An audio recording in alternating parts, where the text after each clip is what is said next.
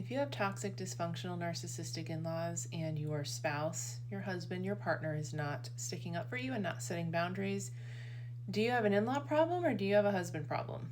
Let's talk about it. One of the reasons I talk about decentering your in-laws is because women tend to put a lot of emotional and mental labor into those relationships, oftentimes to not get anything back because the in-laws are toxic or dysfunctional or narcissistic, especially when they see a woman as a new person in the family system, which I don't believe you marry into a family, but they might, and they think they can control her and get her to go along with their enmeshment and everything they want, and when she doesn't, there's a big problem.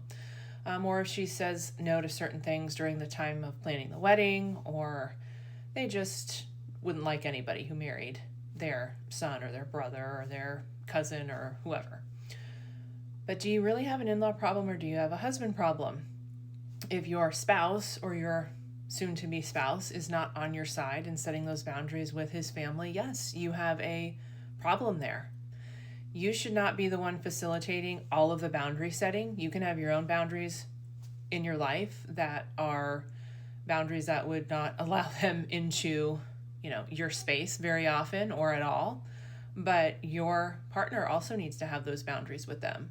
And if he hasn't established them yet, or doesn't establish them early on, let's say in the wedding planning and or in your relationship, then you're going to be up for a rude awakening because that behavior of theirs won't stop, and him not setting boundaries or having a spine will continue. So yes, we can talk about our in-laws and in-law problems because that does happen, and I know I discuss that here on my page. It's not all I discuss, but if you follow me for that reason, hello and welcome. You're not alone.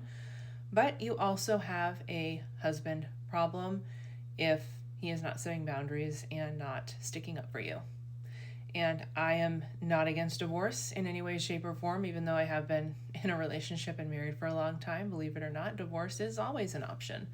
And I do think that if you are in a situation where your partner, who you are either married to or going to be married to, or just in a long-term partnership with, is not sticking up for you and is not putting his foot down with his family or a family member, or not even announcing those boundaries, but just putting an end to it by going no contact with that person or those individuals in his family,